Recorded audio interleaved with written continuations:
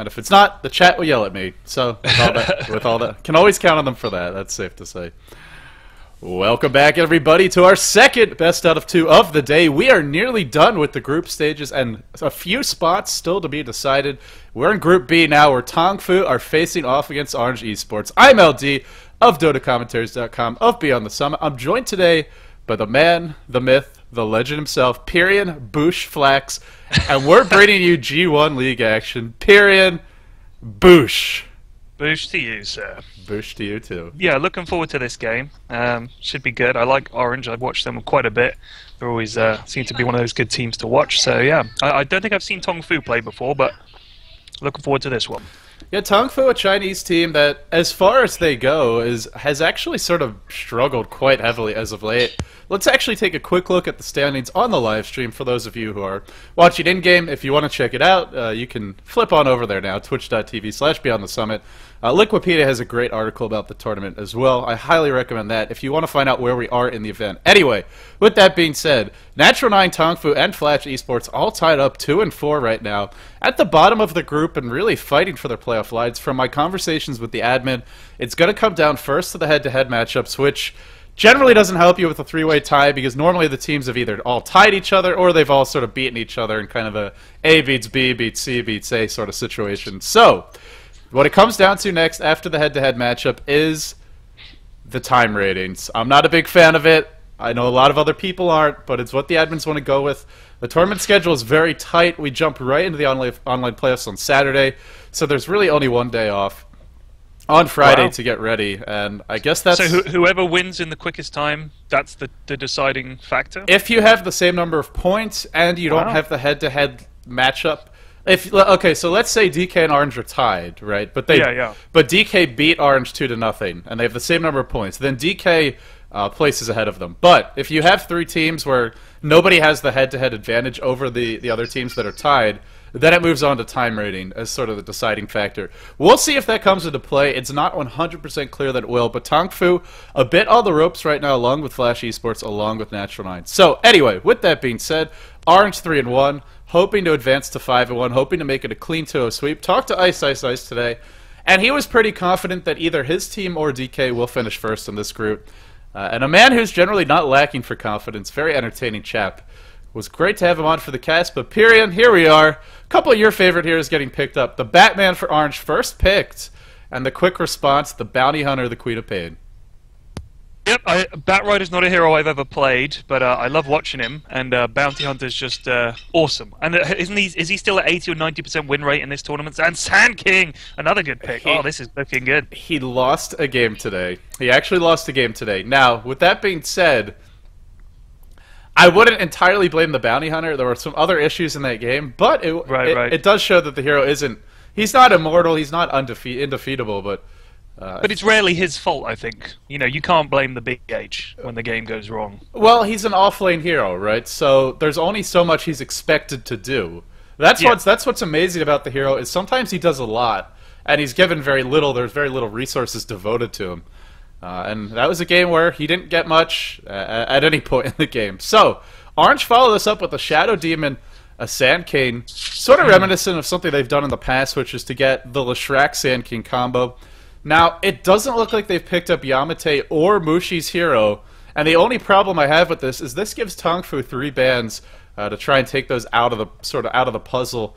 The Batrider has been played as of late, I think by Ice, or maybe Xtinct. They've been running it more as sort of a support, not as a primary farmer, either jungling or in the offlane. He's an incredibly strong hero, though, Batrider. I mean, he's whenever there's a team fight, it always seems like he does the lasso, he does the fire and everything. You've got Sand King's ult coming in there as well. Yeah, but I love the top team. Bounty Hunter, Queen of Pain, Jakiro, 3 heroes I love to see. Yeah, great burst damage, pretty decent laning presence for Queen of Pain and Jakiro. At the same time, there's a lot of lockdown, and this could be a situation we saw earlier today where Bounty Hunter in that suicide lane gets shut down. Shadow Demon, a great setup hero for him. Sand King, great follow-up burst damage. Yep. And they could do a lot of stuff with this lineup, whether it's doing that, whether it's doing some sort of a dual lane mid, or even something more aggressive like a Batrider mid. They have their options with the draft, and Lone Druid getting the ban. Orange know the Tongfu don't have really their hard carry either. They haven't picked up most likely Hao's hero. Probably going to be a Mu Queen of Pain. Probably going to be a Veronica Bounty Hunter in the offlane. Which means when you know these teams have established roles, something I talked about yesterday with Blitz was, well, you kind of figure out who's going to be playing what, and that means you know which players don't have their hero, and you can start banning accordingly. Right, right. I was Slardar ban, obviously, to make life easier for Bounty Hunter. But is Slardar good for anything other than messing around with Invis heroes? Like, I only see him picked when someone picks Bounty Hunter, it seems. He's great for going for Roshan quickly, which would make you think if anyone would want him, it's Tongfu. Right. So he's good for sneaking in Roche because he gives you tons of minus armor. He's a good teamfight initiator. His issues are he doesn't farm well. His laning presence is pretty weak. And if you can't find kills in the mid-game, then he scales off pretty... I wouldn't say he scales off, but it's just hard to keep up with heroes like Queen of Pain. Right. Or like any other sort of melee hero that farms a little bit more effectively. For example, Sven, who's... And the other issue for Slardar is he's got to get in close to do damage. And he doesn't have a great reliable initiation spell. He's got Sprint, but sometimes you can't count on that. And it also forces you to take additional damage. Compare that to a Chaos Knight who's got the long-range reliable stun with Chaos Bolt and Reality It's Rush. agony. The Chaos Knight's horrendous. I always get picked off by Chaos Knight. It's a nightmare. Shadow Fiend banned. Okay, so who are they going to pick now, LD? Well, Yamateh's Leshrac is in the pool, and that's a hero I gotta think Orange are considering. It fits in well with their lineup. There's no real answer for a fat Leshrac, a farmed Leshrac in this game. Track can help you to run away, but they don't have a lot of physical damage, and generally when Yamateh plays Leshrac, he gets an early BKB, he gets an early Bloodstone, and the only way to deal with that is to have something that could just burst it down quickly, or have a lineup that can fight around the Leshrac, because you don't want to stand near him when he's pulse-noving, when he's edicting, so that's something I'm thinking about, and then I wonder what Mushi will play. Yep.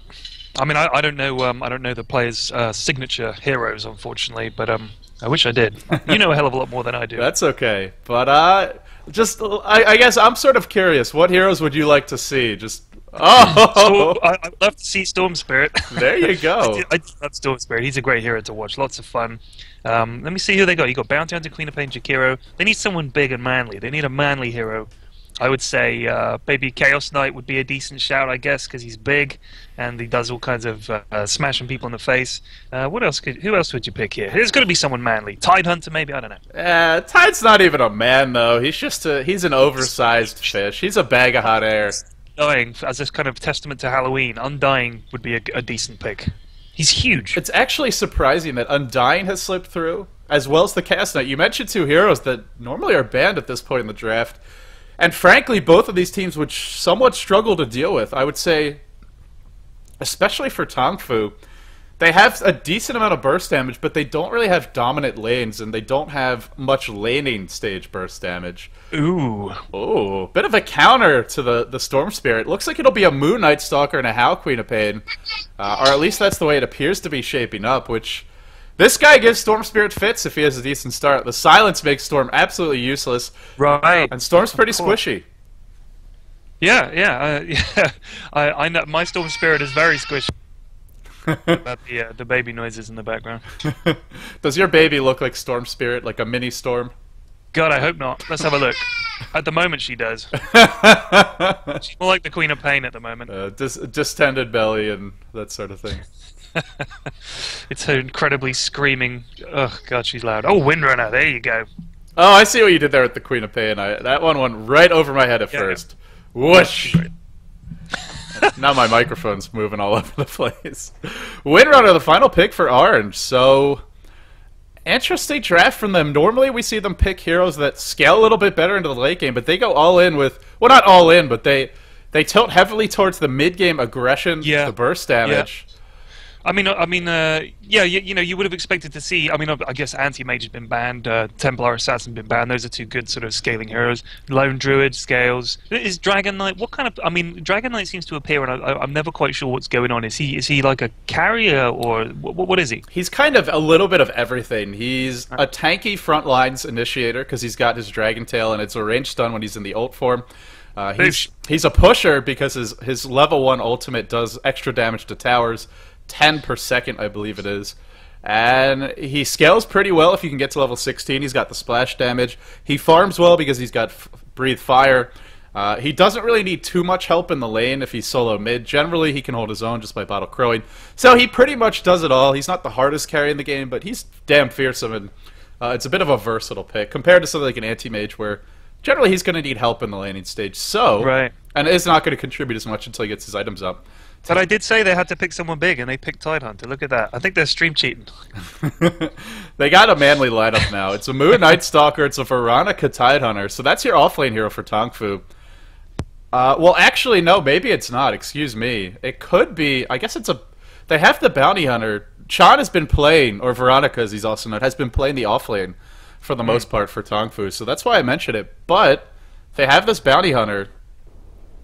Oh, it's on the Halloween map. Nice. Now, what they could do is they could maybe run a Queen of Pain tri-lane. We saw it before. It can be pretty effective. Mostly because they have the twin-headed dragon, who's like the ultimate winner of tri-lanes in this version. Yeah, he's. I mean, I guess what would they look to set him up with the ice path, and then you get in there with Queen of Pain with the screaming. I mean, you could that seems to me like you could get some good early kills with those two. Who would go Night Stalker as well? Tied on his own? No, it'd probably be the Night Stalker and the Bounty Hunter farming in the other two lanes, and then it would be a Queen of Pain tri-lane. I don't think we're gonna see that though. I think what Tongfu is gonna do is just a lot of pulling. So they'll pull the safe camp over here. They'll be pulling the standard pull camp. They'll do some double pulls perhaps. If you can see me John Maddening all over the map. I can't see your Maddens at the moment. I don't know if it's because the game is paused or something. Can you see me drawing all over the map or not? No, but if you tell me where it is, I'm supposed to be able to see it, although apparently I actually can't. Look in the very middle of the map and I'll draw. Oh, I can't draw. Yeah, I can't draw because it's paused. You can actually, you just won't see it except on the mini-map, so... Yeah, that's maybe that's why. Okay, so can you see me drawing in mid or not? Because I can't see it on the map either. No. It's very sad. It makes me sad. Karen, I feel like our bond across the ocean, our transcontinental bond, has been shattered. I blame. I'm connected to you by these really crappy drawings on the weight screen. What are we waiting for anyway? What are these days? Oh, Mushi needs to restart his PC. Okay. I suppose that's an acceptable reason for a pause. Yeah. So I think it's a good time to introduce the players. We have Mu on the Night Stalker, longdd handling the Tidehunter, Hao on the Queen of Pain, Sangsheng playing the Jakiro, and Veronica as the Bounty Hunter. Something we kind of saw out of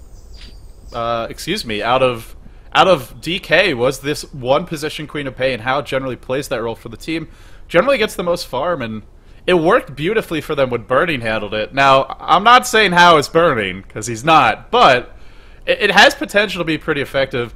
The Queen of Pain needs to get big, though, because they've got lots of mid-game counters to her, lots of mid-game burst damage, initiation. So if she doesn't have a good start, I'm not sure how much she'll be able to get done in the mid-game. Do you want me to introduce the orange team? Go for it. Got Mushi playing his... Oh, well, he's playing his Windrunner. He's disconnected, but he's going to restart his PC. X on Sand King, one of my favorite heroes.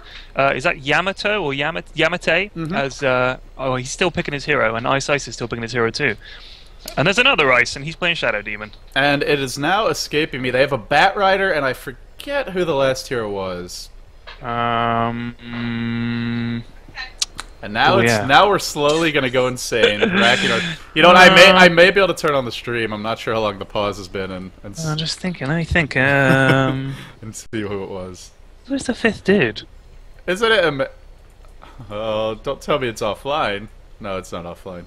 There's Bat Rider. Too late. No, the stream's already at the pause. Oh, Dota. There's Bat Rider, Windrunner. No, Bat Rider, Windrunner, Shadow Demon, Sand King, and it's in my mind. I'm gonna have to go look at the hero list now so I can remember. Dragonite was banned. Oh. Yeah. No, I thought I had it there. No. It was the chat's gonna make fun of us. Let's think who they picked first. Who they picked right out of the gate. It wasn't one of those three. It was a Bat Rider first pick, yeah. And then we had Bounty Hunter. So the Bounty Hunter was the first pick for Tongfu, and then Queen of Pain, and then we were like, who are they going to get? And they got...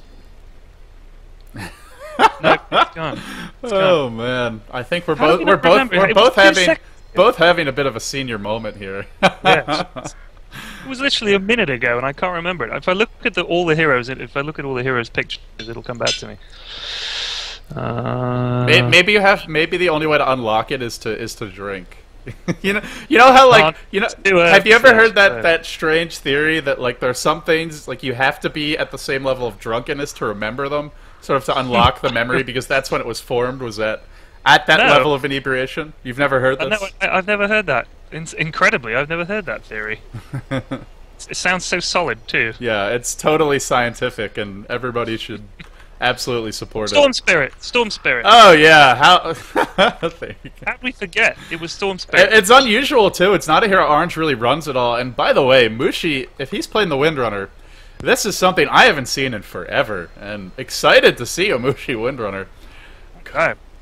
Could be a fan. I mean, honestly, Storm Spirit is one of those heroes. When you watch a good player play him, it's something else. Like there's something about the hero that gives you so much. You can there's a lot of flair to the way you can play Storm Spirit. You know, you can. It's always exciting to see top level Storm Spirit play. I think more than most other heroes.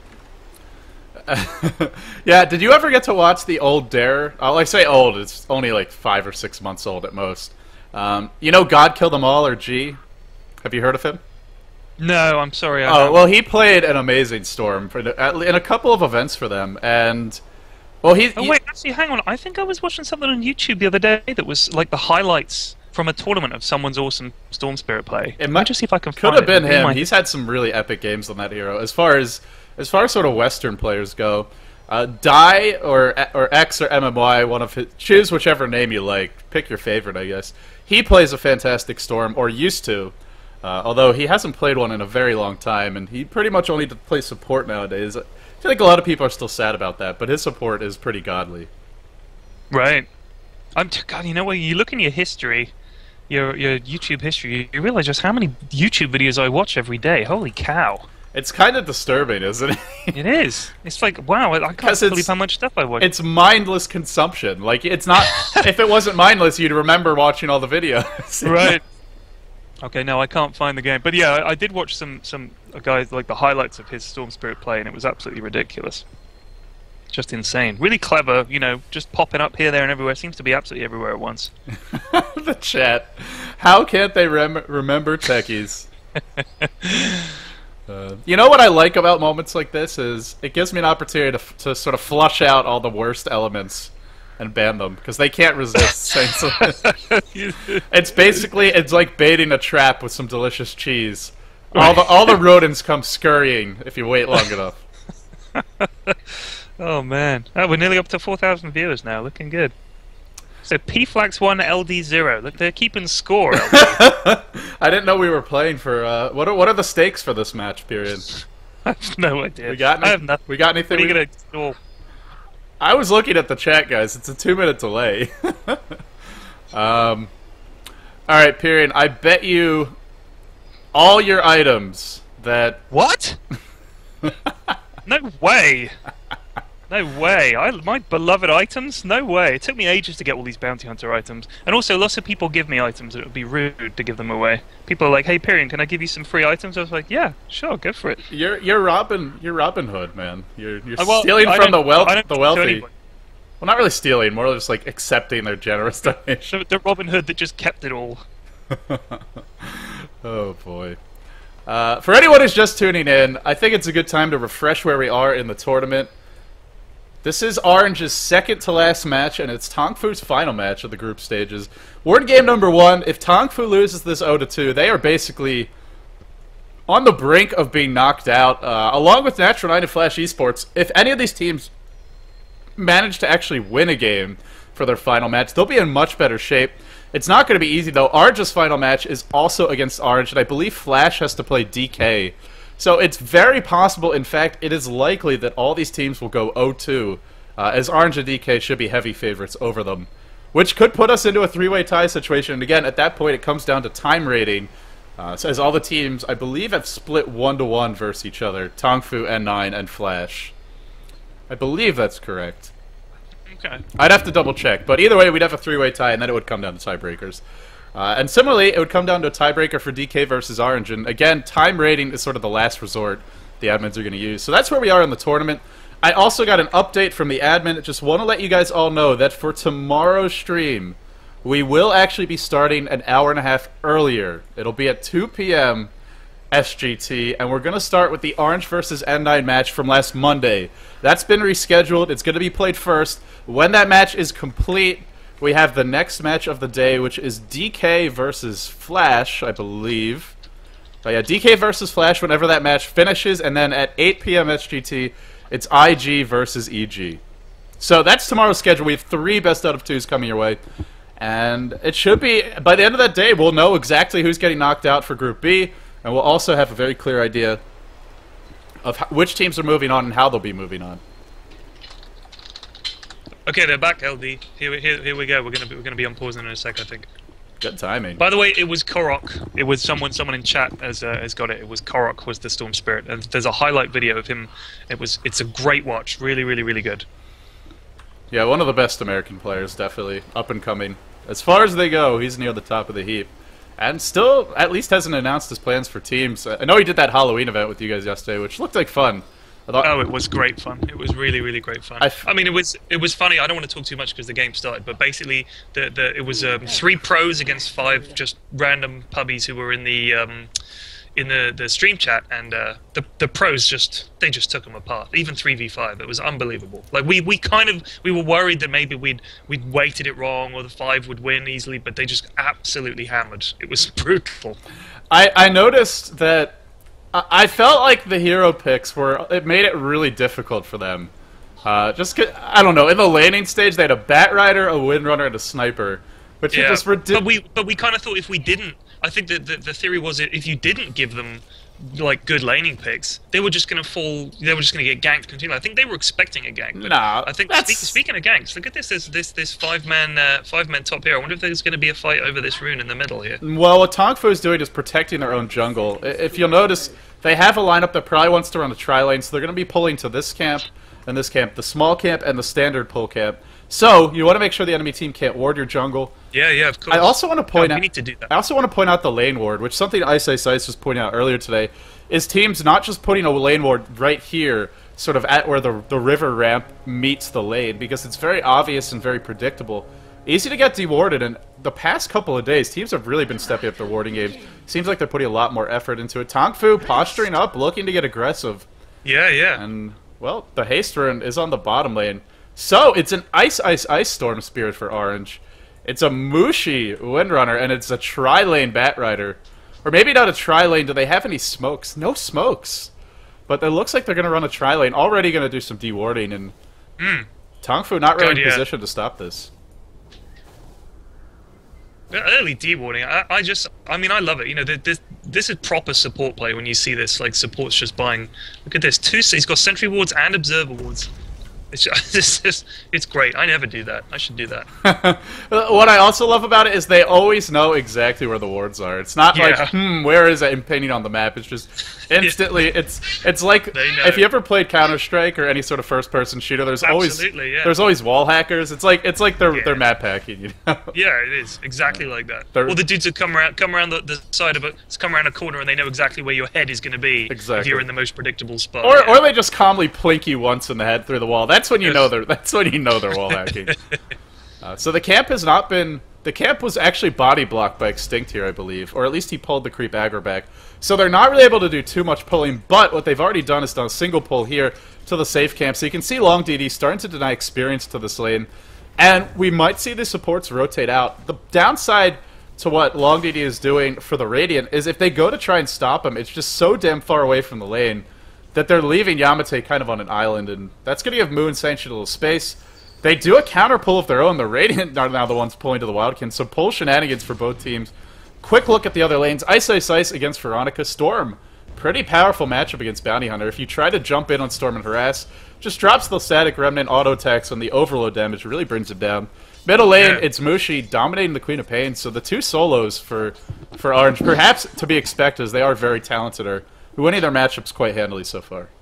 I was just watching iceiceice hassling Veronica. Got her down to about 1/3 health. It was just, and there's dropping a sentry ward there as well for some more harassment. This is not going to be a fun game for Bounty Hunter. He has a stout shield, so that helps limit the harassment. But even so, It's not easy to deal with.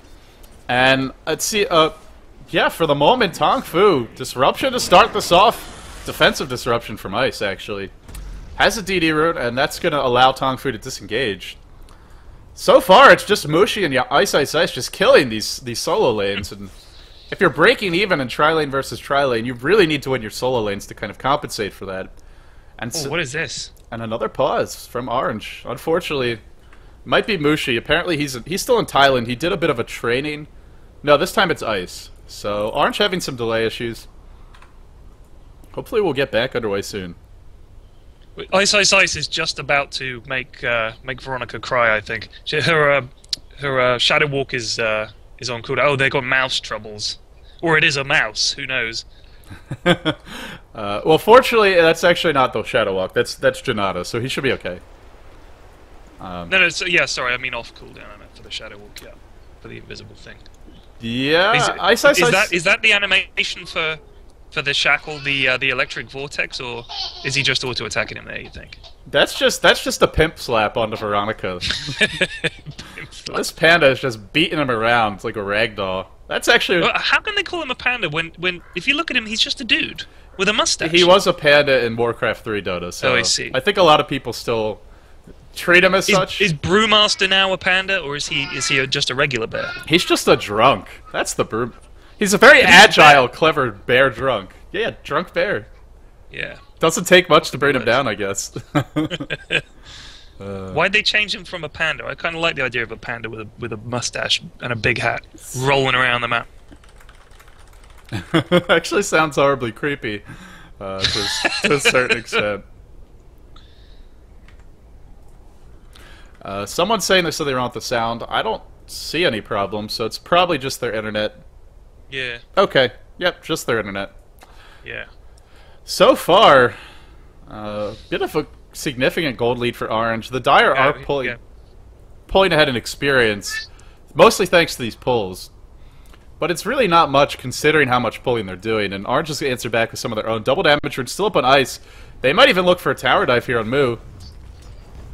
Or the pull camp. I love what they're doing with this pull camp. Every time Sanctuary goes to pull, well, almost every time they've stopped it, but in this particular case, they're not going to, so he'll get the stack off. Just very passive play from both teams. Yeah. But I guess, it's only 3 minutes in. It feels like longer because we've had 2 long pauses, but... The thing with Orange, though, is sometimes you see them just start racking up kills at the 1 minute mark, and they have a lineup that's probably going to wait until at least Storm gets 6 to really kick things off. Right. And Bounty Hunter, too. I could see this lane emptying pretty quick. Once these two hit 6, they'll go roaming and ganking and everything. Yeah, they'll shake hands and agree to go kill their other lanes. Good day to you, sir. So more pulling for the moment, and just so both teams are, at this point, it's just, alright, if I'm not going to get experience, then neither are you.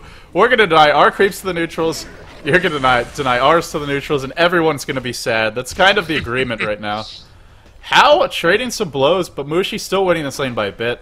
Power shot a little bit better for that ranged harassment, and the full bottle and the salve. He hasn't used up any regen, whereas Hal has burned through a decent amount.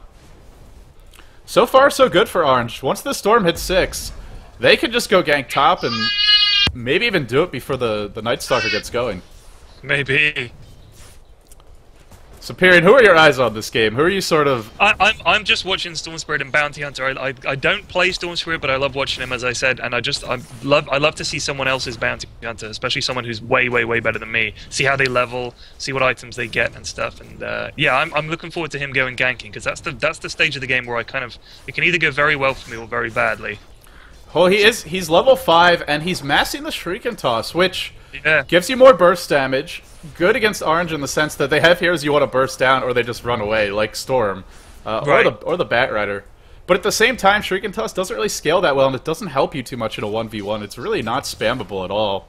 Yeah, that was the main reason I've always been told that you take it to level 2, because 200 damage is pretty sweet early on, and then you level it later because I think you're right. It's handy, but it's not like 325 damage. Oh, how? Oh no! Hal could have waited to blink it and scream. That would have been the first blood of Mushi, but screams first while the blink was still on cooldown for a second. Big missed opportunity there from him. And we've seen this movie before. When you miss the opportunity to kill Mushi, he comes back to punish you later. We saw it in that epic Flash versus Orange game, which I was pretty much dying of starvation during, but was so absolutely worth it. Let's see what happens. Veronica gets pulled in. Another first blood opportunity, but the wand is popped. That'll keep him alive. And iceiceice, both lanes kill attempts going out, but really the big missed opportunity for Tongfu mid. Whenever you get a chance to slow down Mushi, you do want to capitalize on that. And another concern for Tongfu is Night Stalker is only level 4. He's really not getting a whole lot in this lane. Yeah, he hasn't had to use... I think he's had to use 1 tango so far, though, so... oh, his wings have disappeared. What's happened? My game is bugged. Yeah, I guess, you know, they haven't been harassing too much, like, each other's heroes. They seem to have just been harassing, each other's creeps. But this could be nasty here. This looks real bad. Is going to be a first blood for longdd, but at what cost, I ask you? Over the top flies yamateh. Hasted Mushi is coming in right now. He's level 6. Shackle latches on longdd. longdd is dead. Power shot, I believe, just barely ticked on the Sangsheng. Salve up from Mu, so when it's all said and done, it's a 1-for-1. And Tongfu... But they got the first blood. They did get the first blood. They strike first, and they don't give up multiple kills to a level 7 hasted Windrunner, which is something, frankly, that if Windrunner shows up to a tri-lane like that with haste, normally she gets 2 or 3 kills. And longdd is speaking in riddles. I need to get that Google translated. That would be pretty nice. And Pyrion, I think people are loving the baby. There is a noisy baby here, I apologize. If it truly becomes unbearable, then I suppose we can smack the baby around a little bit. It's not bothering me at all, but... I try to turn off my mic very quickly every time she starts really hollering, but she's shouting a lot because she's eating her lunch. She's a very noisy baby at the best of times. How dare that baby use her voice? I know. We're trying to play our Dota here. How jumping onto Mushi. Has the ult. Only level 6. Is he going to blow it now? Not choosing to. Pretty dangerous to dive that. And meanwhile, yamateh drops top, so... Yeah, got picked off. 3 against 1. Easy kill in the end. Very surprising how well that lane has suddenly gone for Tongfu, especially with Mushi showing up with a haste for him. Really thought he would have gotten more than 1 kill, but just a really nice job popping the salve at the right time, and Twin-Headed Dragon being too far away for Mushi to chase. We haven't seen the Bounty Hunter, the Storm Spirit, or the Queen of Pain get active. It bodes well for Tongfu. They are very close to a Ravage thanks to these pulls and these kills. longdd is already level 5. And if they get that Ravage, then Orange's tower diving potential... It doesn't completely disintegrate, but it gets a lot trickier to do it. Meanwhile, the tri-lane for Orange, very underleveled, quite underfarmed. yamateh is going to jump in. They initiate on Mu. Probably not the hero you want to focus first. Still no Firefly. yamateh is going to die. Is he disconnected? No idea why he waited so long. Maybe angling for a buyback. Doesn't have the money for it, though. In comes Mu. This might be the entire tri-lane getting wiped. Burrow Strike on 3. Ice Path. Following up, though, and Xtinct looks to be absolutely dead. Shackle shot not going to latch. longdd is going to actually wands up, survives the power shot. Now How tanking the tower, bottling through it. Not sufficient. He'll go down. Mu waiting for 9 mana so that he can void Mushi and pick up another kill, but forced to run away instead. Chaos in the top lane, but Tongfu emerged victorious.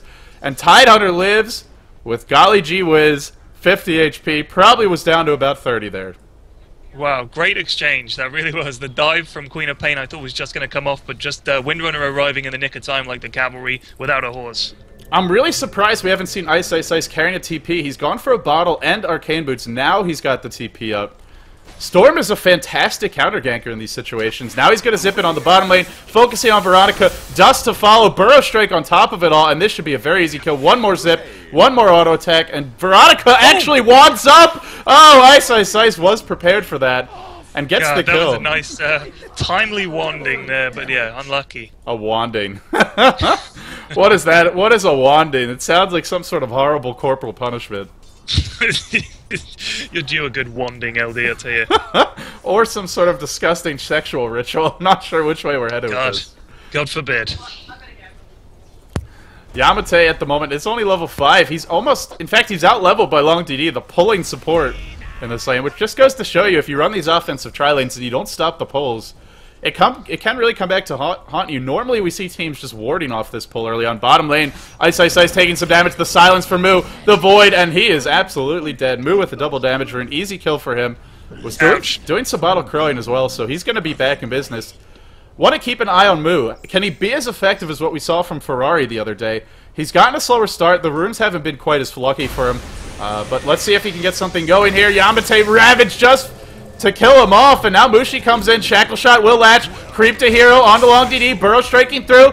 Ravage already popped, so not a whole lot he can do, except Ice Path, not enough. Meanwhile, in the middle lane, Night Stalker Mu being effective with his movement. One of the stronger Night Stalker players in China.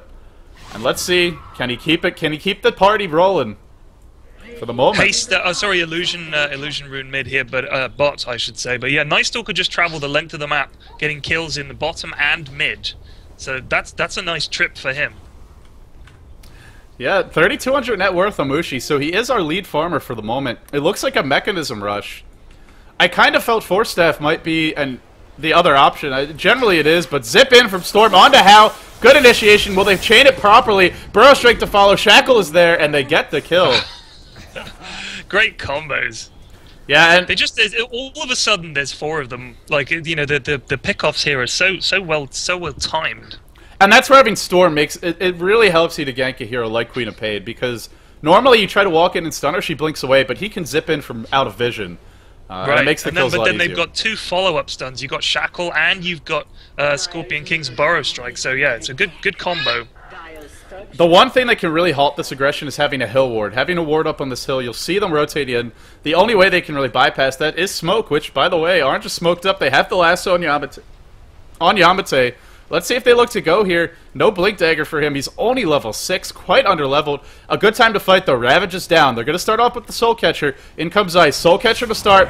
Meanwhile, Bounty Hunter finds a kill on iceiceice. Looks like it was a solo kill. No, there are 2 heroes down there. But now, pulling back in Sanctuary, they go for 2, and they might actually get nothing. In fact, Moose TP'd into this. Orange can get incredibly greedy, and they're going to give up 1, at least 1 kill, possibly even 2 or 3. Xtinct is going to go inside Invis for the moment. Is there any follow-up? Do they have detection? Nothing. There will be an Ice Path, I believe. No mana for Sanction. Yeah, it hits the Ice Path. That's the death of Xtinct. 2 heroes down. Big overextension. Now the Shackle into Mu to try and turn it around. Mushi doing what he can, which is to say not nearly enough. Mu is too tanky. Yamateh comes in. Not flying high as he doesn't have the Firefly for the moment. What a Shackle by Mushi! Oh, a beautiful Shackle, but they don't have vision. Firefly over the top. Veronica trying to juke and not able to escape. Night Stalker picks up a double damage. Mu's going to come right back into this fight. Relentless aggression. The armistice is over, and iceiceice might be the first casualty of war. 1 zip. Gets caught by the Ice Path. Brought down. Mu about to dive into the next tower. Ravage has cooled down. Oh, boy. Whew, what an exchange! I think Sand King didn't use his ult there. I didn't see. I was surprised at that. But yeah, I guess he was saving it for something. It looked like a time he could have popped it, and he didn't. But I don't know. He's back there now. It's really hard to get it off against this lineup. They have Ravage, they have Shriek and Toss, they have Ice Path, Void, and Silence. That's what, 5 ways to cancel it? So, yeah. Not an easy game to get it off by any means. But sometimes you just have to chance it, hope maybe they don't see you channeling it. Maybe you get a little bit lucky and spells are on cooldown. Didn't find the opening, and the aggression from Tongfu, very impressive. Great aggression, especially coming back in there with the DD rune. That was nice. And it was a good time to go as well, because this is right around the 12-minute mark when the fight broke out.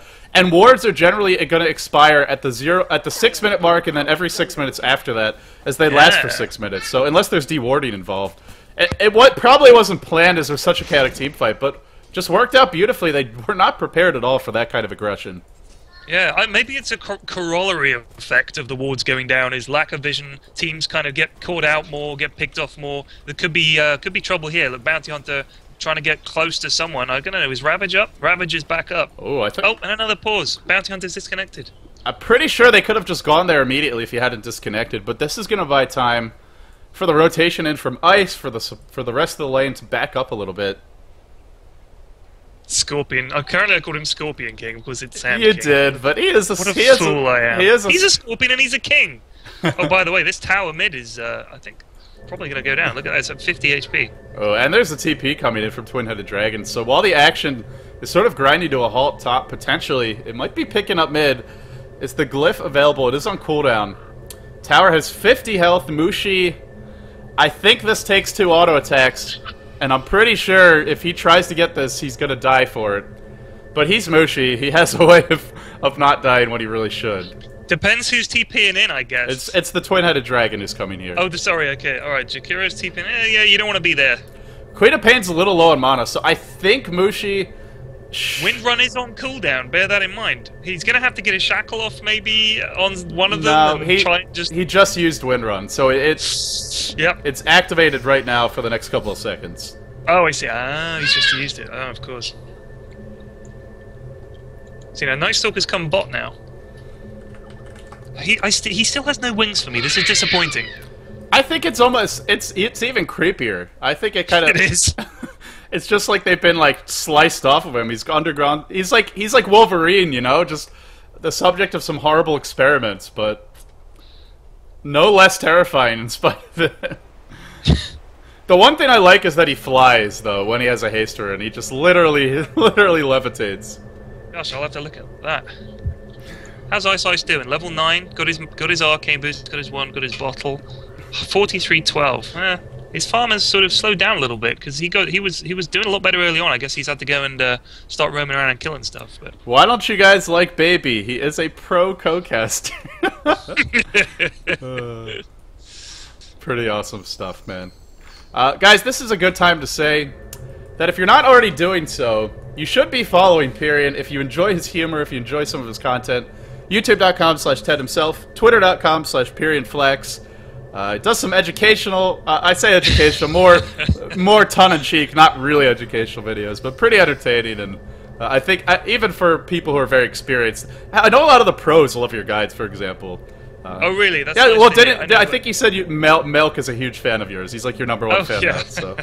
Yeah, it's great. Every time someone tells me they like my vids, it fills me with joy and pride. Your baby should be proud as well. When is she going to start making guides? That's what I want to know. Well, I was going to make a guide about having babies, but about having them. That's too serious. I know a lot about having kids. What can you share with the the good people out there? I'd say it's very, very hard work. That's all you need to know. So far, so good for Tongfu. See what I'm talking about? Oh boy. Alright, so this is where I want that picture-in-picture action, so I can catch the action mid and the action top simultaneously. Is that something they're going to bring in? Because I know that the replays thing is how does that work? Because I haven't seen it in action yet. My understanding is it's a work in progress and no details have been released. Oh, it would need to be like that kind of picture-in-picture that you were talking about. Like, you'd need to have the little replay comes in, or the main action shrinks and the replay comes in and we see it, then it goes back. Because if you look at like a sports broadcast or something, they sometimes just cut to a full screen replay, but the action's stopped. I think it's going to be tricky in Dota to do that, but it could work. It would be up to the broadcaster, really, wouldn't it? Yeah, I can tell you how it works in Warcraft 3. So the Chinese Dota 1 leagues actually have instant replay. The way it works in Warcraft 3 is every time there's sort of a big piece of action or something important happens, they save the game in Warcraft 3. And when they save the game, it takes, I don't know, 5-10 seconds. So while they're saving the game, it's at a point where there's not action anyway, and during that time they show a replay, since you'd just be watching the game save anyway. Now in Dota 2, there's no built-in sort of natural stoppages like that, aside from people disconnecting. So I guess we'd need a way to be able to rewind and then just watch, and then watch from there, which... my concern would be that some people would hate it because it's like, oh, I want to be live. I don't want to be behind the people in Dota TV or the people on other streams for events that have multiple people casting the same game. Yeah, it's going to be tricky. I think that's probably why it's a work in progress, because they're probably trying to figure out just how to get it to work. Because I guess the replay would need to be, maybe if you had a little picture-in-picture and it was kind of just focused in on one area, sort of thing, and then sort of, you know what I mean? Like, rather than full screen replay, if you sort of zoomed in like a little highlight reel. They're drawing all over the map. I agree. You're right, though. Night Stalker, in fact, he looks even smaller than Storm Spirit. Maybe it's just the angle. He's very unimposing without the wings. Are the wings gone for you as well? Oh, yeah. It's whenever the nighttime starts, I believe, is when the wings disappear. Oh, here's Veronica. I love that name. His name used to be Chan, but I think Veronica might be like a singer. I think she's a singer or some sort of music star that he's a big fan of. I could be totally making that up. But middle lane, this is where we're going to watch. We'll see what happens top. But Mushi, shackle onto one, gets the tower, Ed gets out. Mushi, what a beautiful play from him. Still trying to live, though. Doesn't have a TP. Ice Path will connect. Not really enough mana, except there is 9 charges on the Magic Wand. Meanwhile, Burrow strike in onto Sangshade. Mushi's looking for another kill. Shackle not going to latch. Probably should have gone on the creep there. But does dodge away from the macro part. The Ice Path gets cast, canceled, cast and canceled again. Now it will hit on 2. Veronica comes in, wants to bring down Mushi. Track onto him, brings him down with the Shriek and Toss. Sangshade still alive, and Night Stalker is about to arrive to this party. He's storming up the river, and this is big trouble for Xtinct. Xtinct will fall. Sangshade lives through it all. That clunky-ass dragon. Really, just an absolute yacht of a hero. I feel like I'm driving a boat whenever I try to turn him. He escapes. Yeah. He lives somehow, some way. I mean, Ice Path is great. You can just lurk around the outskirts of a fight and just come in and own everybody with Ice Path. And then I love Macro Pyre as well. I think I think he's a great hero. I love Jakira now. I love him, but he's also annoying because you see him in every damn game. Especially in pubs. Oh, you know, I mean, think about it now. There's no Morphling and no Invoker in this game, and neither of them were banned. I mean, you know, every hero seems to have his day for a little while, and then they nerf him or they buff someone else. Oh, big trouble for Batrider here. Oh, wow, they ravaged to get the one. That was kind of surprising. Ooh, I had my eyes on bottom where it's Moo lurking, and he's going to initiate. This is a big mistake if he gets silenced. Will he be able to zip away? 2 zips, and the TP. No chance, no cigar. He drops, the Storm dies, and they find the kill top. Tongfu being very efficient, and Moo 6-0-6 in the first nighttime. Almost as good as what we saw to Ferrari the other day. And he's doing it after laning against Mushi mid. Very difficult matchup. And you can see Mushi is still a bit ahead in terms of farm. Headdress for him, no, actually doesn't have the mechanism yet. A Buckler is up, he's close. And the second nighttime might be harder for Tongfu, because then they're going to have the mechanism, then they might have the Blink Dagger on the Batrider. This daytime is when Orange need to get aggressive, because if they get to the second night and they haven't got some towers, haven't got some core items and kills up, the second night could be terrifying, but this will be their window of opportunity as the first night draws to a close. It feels suitable that Night Dude is having a good time on a Halloween map. I think he's a suitably Halloweenish dude. I wonder if he got some stealth buffs that Ice Frog isn't telling anyone about, like 90% secret chance to bash or do double damage. Right. Apparently that was actually him using his ult. It is 16 minutes, and without any use of darkness, the first night should end at 12 minutes. So technically, it wasn't really the end of the night. I don't think. I think that might have been. Like, just using the ult. But either way, Mushi, Invis, scouting things out onto Hao in the jungle. Hao's rushing to BKB. Tongfu going for these items that just allow them to tank all of Orange's damage. And this is the weakness of the lineup that Orange has. They don't have any physical damage. They're completely lacking. Windrunner's the closest thing they have to it. But with this build, you're not going to do a whole lot. Burrow strike onto Hao. Shackle on 2. Mushi. Now onto longdd. Zipping forward his ice. Everyone getting caught in that ice pet. There is no ravage. What a time to initiate. longdd will drop next. Veronica jumps in, but it's into a Sentry Ward. Tongfu are feeding away a massive lead right now. One by one getting picked off, getting caught, and getting brought down. Blink Dagger up on yamateh. Bringing Veronica low. Needs that flame break. Doesn't have a point in it yet. And the power shot. Just picked off then as well. Will the power shot be here? Oh, Mushi. Not going to go for it. That was a good turnaround. The timing of that initiation was just immaculate. Tidehunter was just in the wrong neighborhood. That's one of those situations where if he wasn't there, it would have gone better for his team, even though he was just trying to help. He's a clunky fellow. He does have TP and Ravage now. They might be able to fight this. There is no darkness. That's going to make life a little bit trickier. And just the threat of that TP may be enough to drive Orange back. It looks like it is. So, Pyrion, we've settled a little bit down into this game. Gold graph, experience graph spiking up a lot for Orange. Yep. They're getting comfortable. Batman's got his Blink Dagger. That fight was a big turnaround there, I think. So who's your money on right now? It's tough. I mean, you know, what we were saying about the sort of the late game heroes for Tongfu, you know, Queen of Pain, Night Dude, Bounty Hunter even, I guess. If they can keep going, keep getting levels over, you know, and money over Orange, then I would fancy them. But if they lose another big team fight like that, then it's anybody's game, I think. They need to win the next engagement. I love how you call him Night Dude. He's just a dude with a guitar. iceiceice has a regen rune. Going for the BKB right away. Could zip in here. Could look to bait out a Ravage. Not doing so just yet. But thinking about it, and longdd is almost level 11, almost has the level 2 Ravage up. Storm grinding this push to a halt. Still, all the outer towers except for 2 on the bottom side of the map for Tongfu are down. That is one thing Orange have going for them, is the tower advantage. Queen of Pain here in mid, just farming away, 70 and 8, just taking it easy, taking the creeps uncontested. I mean, I think that's kind of dangerous. I would be worried about her late game, right? In this version, in the Halloween version, I feel the creeps need to drop candy. Like instead of getting the gold noise, there should just be delicious candy bars squirting out of them. Isn't that like the what is that game? I haven't played it yet. Tide? Is that what it's called? That's what it's called. Yeah, it's pretty cool from what I've seen. Is it like a normal game of Dotes? You have to sort of jump in and play for 50 minutes, or is it something you can just go and play for a bit? It's a little bit of a normal game of Dotes. I think, like, you know, you're still playing your heroes the same way, but the objectives are completely different. And okay. I haven't read that much about it. I know that a lot of people have been enjoying it, and yeah, you can get hats and stuff. Yeah, you get the loot, man. That's what it's all about. Tongfu's still trying to work on this tower. Nighttime is going to be popped. I believe it was daytime when he did that, so they really just wanted to be aggressive. They're tired of sitting around. Tired of just sitting back and farming. Mushi TPs. Oh, he cancels his TP. I believe this was a mistake. But he'll be okay as Night Stalker is waiting for the top rune. Not looking good for Ice here, top. Veronica's lurking. Got the scent. He's on the trail. Here comes Night Dude. Da-na-na-na-na-na. Night Dude!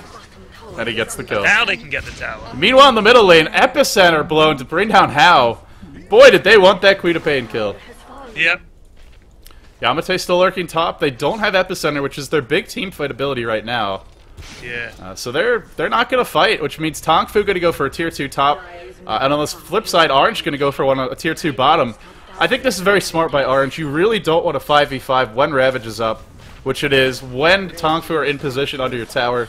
TPing in there is suicide, so they go for the next best thing, which is going to be the split push. Yep, makes sense. Pyrion just in absolute awe of this game right now. Yeah, I'm just, you know, I love watching these guys play. Flame Break, not going to be enough. Maybe they're thinking about a tower deny, but in the end, it goes to Veronica. Oh, triple TP. The entire team gushed to start on Mushi, trying to run away. Xtinct and Mushi together. It's iceiceice gets caught. Will be brought down just barely. Again, he just fails to TP out in time. That was unfortunate.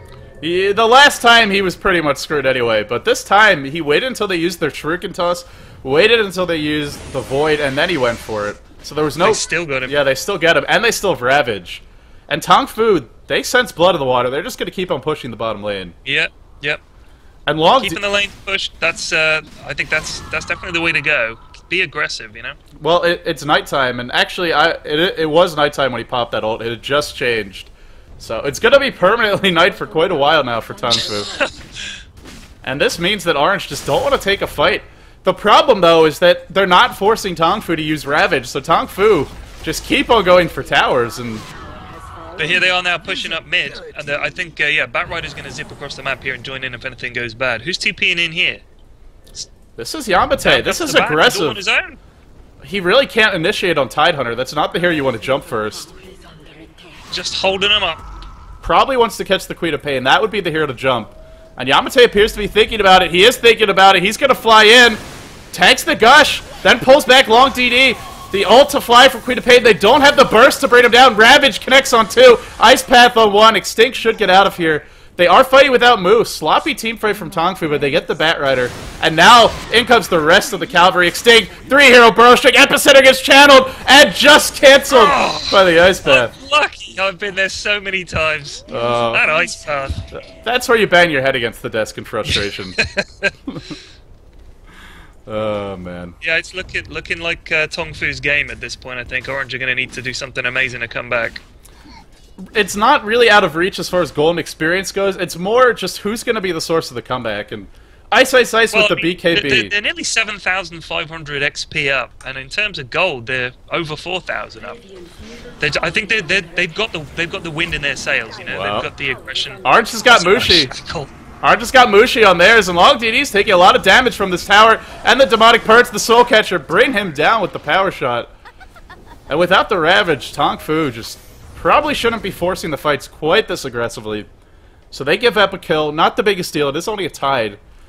The one big thing... Tide used his Ravage as well. Right, so even then, not the biggest deal on top of it. It's not like they have the Ravage. They could be fighting, but he's dead.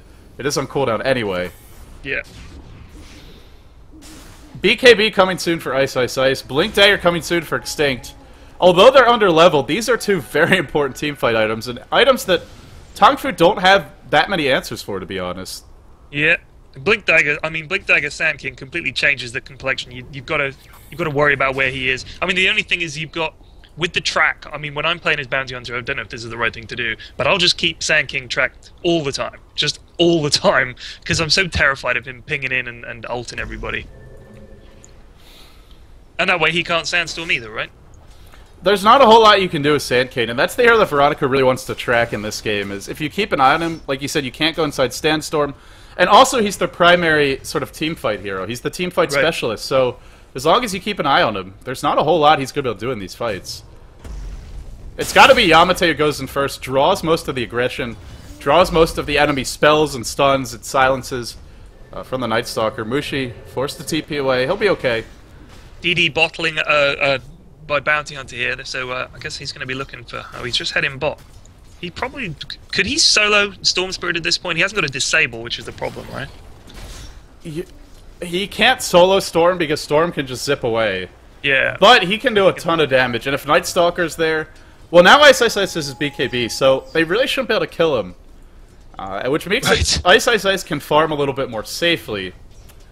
But the question is, if you want to get into a farm war with Tongfu at this point, they've already got the BKB on Hal. They've got the lead. They have the pipe coming up soon. Veronica gets spotted and dusted. I actually don't know if Ice had vision of him. Might have just gotten body blocked and sensed he was there. Veronica get a drop to this. Maybe saw him just rotating out of the lane after farming. Decided that was a good time to dust. Maybe just got body blocked. You can, if an invis hero walks directly in front of you and it disrupts your movement, if you're really paying attention, you can see him there. Right. I guess they knew he was there, so they might have been looking for that. Either way, a pretty beautiful play. Batrider comes in, focusing Sangshane, but the Ravage on 2, turning this fight around, looking absolutely horrendous for Orange. 2 heroes dead, about to be 3. No way Ice lives through this. Ice will drop. 3 heroes dead. Godlike for Mu, the Night Stalker. Really the Chinese Superman in the past few series we've seen. And now Mu has an Aghanim, so he's got global... He's essentially got flying vision around himself at nighttime, and a gem, so basically flying True Sight in a huge AoE. If you just watch the Dire minimap, wherever Mu goes, there's just this gigantic circle. Yeah, look at that, that's unbelievable. It's good luck ever... He's 907, he's having a hell of a game. Good luck ever keeping wards up now. This is a nightmare for a support player. Terrifying. And now he's just jungling, just killing everything in their jungle. I hate that. It feels like stealing. It shouldn't be allowed. Give me that creep back. I'm sorry, sir. I can't really imagine a Night Stalker apologizing, though.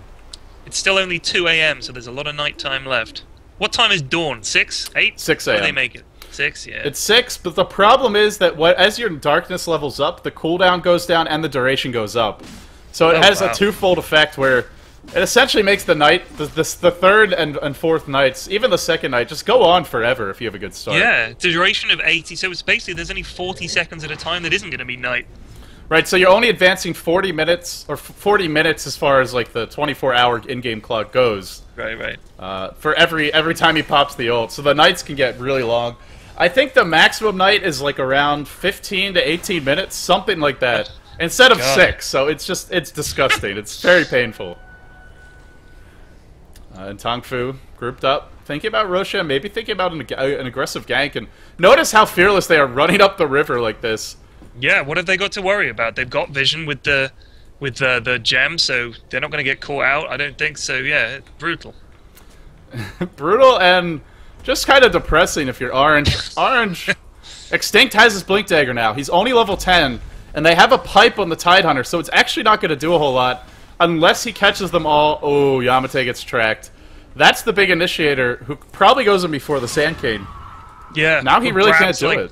Who would you grab? Tide, so he can't Ravage? Drag him off?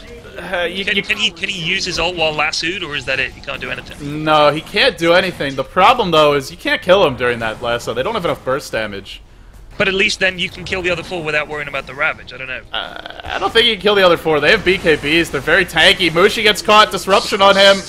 Tracked up as well. longdd waiting for the Ravage. Blows it. Hits 2. This should be 2 heroes dead. All the ults just being used to get these single kills, but it's enough. longdd trying to fight against Ice, or rather Ice trying to fight against them. They're all in the flames. Will it be enough? It will not. Blinking over the top is Hal. Iceiceice gonna drop soon. Down to like 10 health, 50 health, bottling up. Hal says hell no. Jams it in at the fountain. And now Xtinct, the lone survivor. I guess he got an epicenter off, or tried to in that fight, but... Yeah, he did get an epi off. I don't think it, I guess, who did he kill? Did he kill Jakiro with it? I was busy watching the chase to fountain. Yeah, me as well. I guess he caught those backline supports. Just not really... He must have caught in both because, well, he's up to level 13 off of that fight. So that's the silver lining. They do hold on to racks. Did anybody actually buy back? Nobody bought back, so all in all, not a bad fight.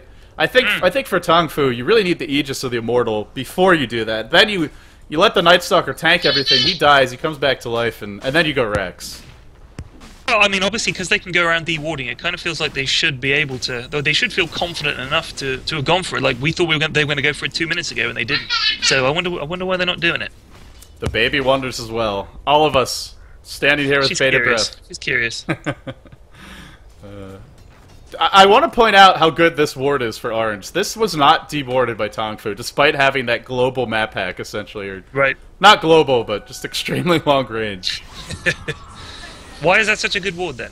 Because they didn't spot it, so it must be a good ward. Oh, right.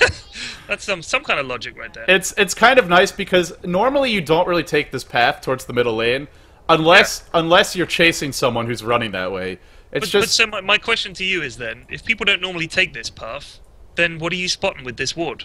Well, if you actually look at the vision it gives them, you see a decent chunk of the river. Yeah, that's true. If you just press F2. The key is to put, when you're up against the Night Stalker with an Aghanims and a gem... Oh, it gets the steps. That's nice. Any ward you can place that isn't dewarded is going to be worth it. Oh, this could be, look, by the secret shop. longdd, a little bit of trouble. Zip in from Ice. They got to lasso him. Not doing it just yet. The pipe comes out. And Ravage is cooling down. Actually, everybody's got a BKB for Tongfu, and they're just bringing everyone down. longdd is low. Iceiceice still trying to kill him off. Will do so. Not TPing out. They're all abandoning ship, leaving Mushi alone. Mushi to go down with the Titanic. Orange sinking into the depths of the ocean. And now they rush. Right. You're there. Why the hell not? And this is painful to watch if you're an Orange fan. So for Halloween, Roche's house just turned green. Really? Yeah, look at that.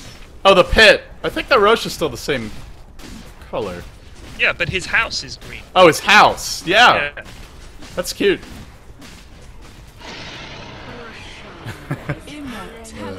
Green is the color of jealousy, and it's the color of something that's good for Tongfu, bad for Orange. I'm not sure where I'm going with this. Tongfu...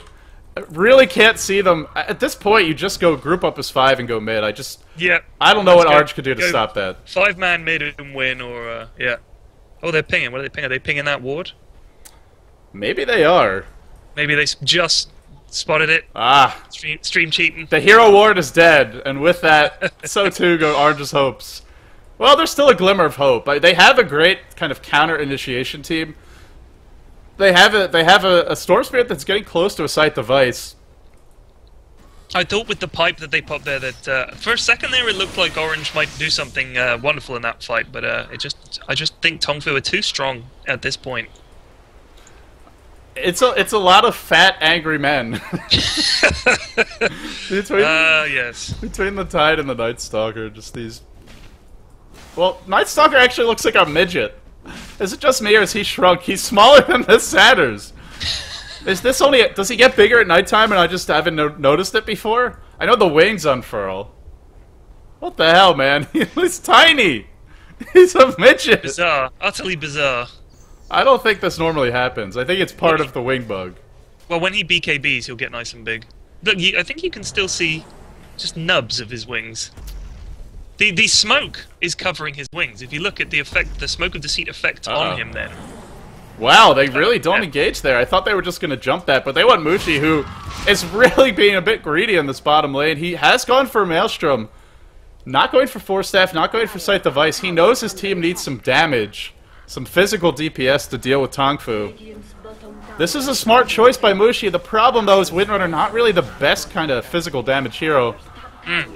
Shackle is going to latch on Veronica, just slowing down the push, buying time for iceiceice, who's desperately pressuring this top lane. Hal's going to jump in, head full of steam, has the Hex. Yamateh was waiting. Yamateh is here. The counter initiation. Hal might be brought down. Now the rest of the team diving the bottom lane. Seems like Tongfu very uncoordinated, not sure what they want to do. Queen of Pain dies. Storm gets away.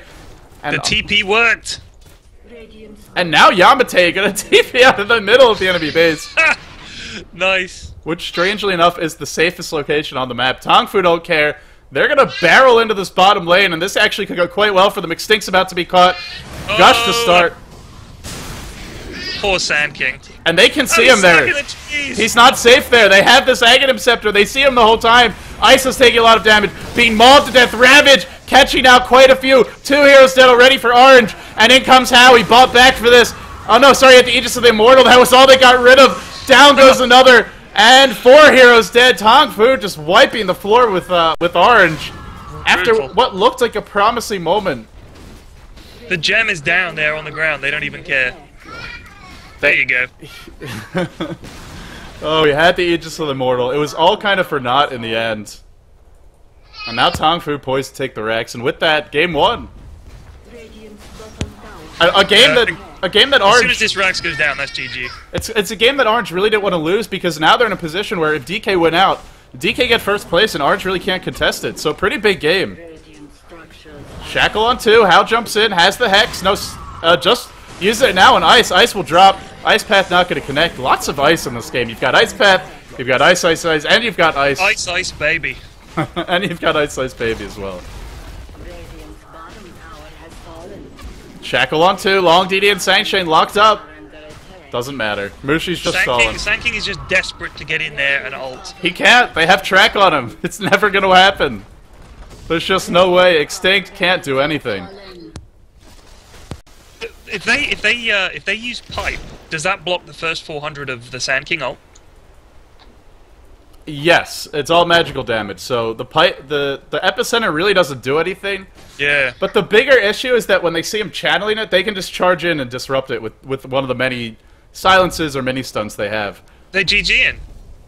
It's kind of at that point where the chances of comeback are just so slim. And Tongfu's going to take no chances. They catch out Ice, who does pop. iceiceice, who does pop his BKB. Epicenter hits beautifully on quite a few. Pipe was cooling down through this. Sanshane dropping low. The GG's, and then Orange fighting on. Doesn't seem like it's going to matter. Mushi being dove to the base, caught out of position, and brought down by Mu and Veronica, just slapping him down. Ugh. In the shadow of the base. Like, even when it seems like it's going well, it is not. Yeah, just when you think... Ice got caught out, he's just walking around in the trees then, and you bumped into Night Dude. That's not what you want to happen. Except Night Dude sees that you're going to bump into him for a long time, so it's not even a fair kind of bump in where you're both like, whoops, my bad. He's like, aha, I've caught you. Game over. That's going to do it for game 1. Unfortunately for Orange, who really had a shot at coming in second place on this group. It's now up to DK to make a mistake, or in first place, I should say. It's now up to DK to make a mistake. Otherwise, it will be Orange finishing second and DK in first. So, pretty big game. Yep. This is only game 1, guys. For anyone who's just tuning in, wondering what the heck is going on. This is game number 2. Oh, I gotta leave the live game up to show the scoreboard. This is game number 1. Game number 2 is coming up soon. Tongfu versus Orange. Best out of 2 format. Tongfu keeping the dream alive with this win, and now maybe we aren't looking at a 3-way tie. Final scoreboard is there. Everyone on Orange really struggles in this game. They went for something different. They went for a Storm. They went for a Mushi Windrunner. Heroes we don't normally see out of Orange, and it just didn't work out in the end. I'm LD.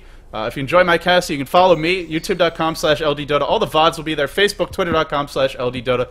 And of course, I was joined here today by PyrionFlax. To follow him, it's youtube.com/Ted himself, twitter.com/PyrionFlax. We'll be coming back soon with game number 2. Thank you all very much for tuning in, and we'll see you in just